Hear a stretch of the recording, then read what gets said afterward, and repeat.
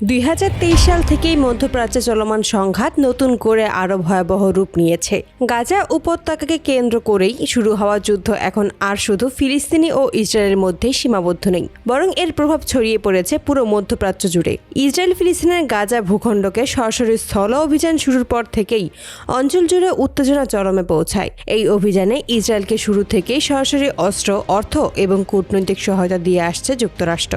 দীর্ঘ সময় ধরেই চলা এই সামরিক অভিযানে লক্ষাধিক নিরীহ ফিলিস্তিনি নিহত হয়েছেন বলে বিভিন্ন আন্তর্জাতিক মানবাধিকার সংস্থার সূত্রে জানা যায়। নিহতদের মধ্যেই নারী ও শিশুর সংখ্যা ছিল 60%-এরও বেশি। শিশুদের ওপর নির্বিচারে বোমা হামলা, নারীদের ওপর সহিংসতা এবং সাধারণ মানুষের ঘরবাড়ি ধ্বংসের দৃশ্য বিশ্বজুড়ে তীব্র প্রতিক্রিয়া সৃষ্টি করেছে।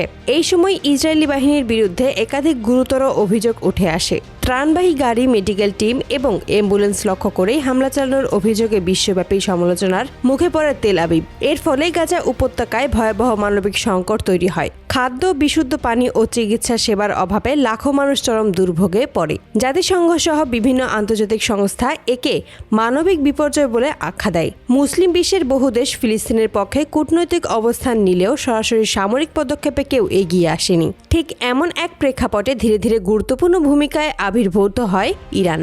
বিভিন্ন সূত্রের দাবি অনুযায়ী শুরুতেই ইরান ফিলিস্তিনিপন্থী একাধিক গোষ্ঠীকে অস্ত্র, প্রযুক্তিগত সহায়তা ও সামরিক প্রশিক্ষণ দিয়ে সহায়তা করে আসছিল। তবে পরিস্থিতির দ্রুতই অবনতি এবং গাজায় ভয়াবহ ধ্বংসযজ্ঞের পর সাম্প্রতিক সময় ইরান সরাসরি ইসরায়েলের সঙ্গে সংঘাতে জড়িয়ে পড়ে বলে দাবি করা হচ্ছে।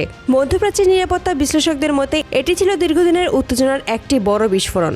এরই ধারাবাহিকতায় গত রাতেই ইরান তাদের অত্যাধুনিক স্টেলথ মিসাইল ব্যবহার করে ইসরায়েলের ভূখণ্ডে একটি গুরুত্বপূর্ণ সামরিক ঘাঁটিতে হামলা চালায় বলে বিভিন্ন আন্তর্জাতিক ও আঞ্চলিক সূত্র দাবি করছে।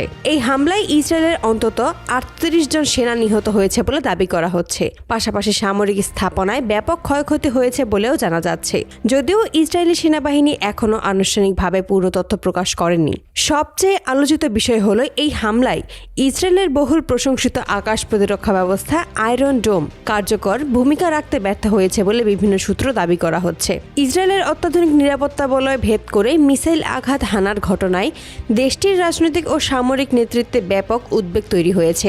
এই ঘটনার পর ইসরায়েলের প্রধানমন্ত্রী বেঞ্জামিন নেতানিয়াহু জরুরি বৈঠকে বসেছেন বলে জানা যায়। নিরাপত্তা বিশ্লেষকদের মতে এমন হামলা ইসরায়েলের জন্য কেবল সামরিক ক্ষতিই নয়, বরং মনস্তাত্ত্বিকভাবেও বড় ধাক্কা। কারণ এতদিন ইসরায়েল তাদের নিরাপত্তা ব্যবস্থাকে প্রায় অজেয় বলে দাবি করে আসছিল। এই ঘটনায় যুক্তরাষ্ট্র গভীর উদ্বেগ প্রকাশ করেছে। হোয়াইট হাউস জরুরি বৈঠক করেছে এবং পরিস্থিতি পর্যবেক্ষণ করেছে বলে মার্কিন কর্মকর্তারা জানিয়েছেন। মার্কিন প্রশাসনের পক্ষ থেকে বলা হয়েছে তারা মধ্যপ্রাচ্যে আরও বড় আকারের যুদ্ধ এড়াতে কূটনৈতিক তৎপরতা চালাচ্ছে। অন্যদিকে ইরানের পক্ষ থেকে দেওয়া এক বিবৃতিতে বলা হয়েছে এই হামলা ছিল শুধুমাত্র প্রতিবাদমূলক। ইরান দাবি করেছে ফিলিস্তিনের ওপরে ইসরায়েলের নির্বিচারে চালানো হত্যাযজ্ঞের প্রতিবাদ জানাতেই তারা এই পদক্ষেপ নিয়েছে। ইরান আরও জানিয়েছে তারা পূর্ণাঙ্গ যুদ্ধ চায় না, তবে ফিলিস্তিনের জনগণের পাশে দাঁড়ানো থেকে তারা পিছপা কখনোই হবে না। এই পরিস্থিতিতে মধ্যপ্রাচ্যের ভবিষ্যৎ নিয়ে নতুন করে শঙ্কা দেখা দিয়েছে। বিশ্লেষকরা বলেছেন যদি এই সংঘাত আরও বিস্তৃত হয় তাহলে তা বিশ্ব রাজনীতি ও বৈশ্বিক অর্থনীতিতেও বড় ধরনের প্রভাব ফেলতে পারে। বিশেষ করে তেল সরবরাহ, আন্তর্জাতিক বাণিজ্য এবং আঞ্চলিক নিরাপত্তা মারাত্মক ঝুঁকির মুখে পড়তে পারে। এখন একটাই প্রশ্ন, এই হামলার পর ইসরায়েল কি প্রতিক্রিয়া দেখাবে?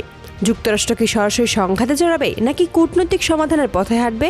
আর সবচেয়ে বড় প্রশ্ন, গাজার নিরীহ মানুষদের দুর্ভাগ্য কি আদৌ শেষ হবে? মধ্যপ্রাচ্যের আকাশ যুদ্ধের মেঘ আরও ঘনীভূত হচ্ছে। পরিস্থিতি কোন দিকে মোড় নেয় সেটাই এখন দেখার বিষয়।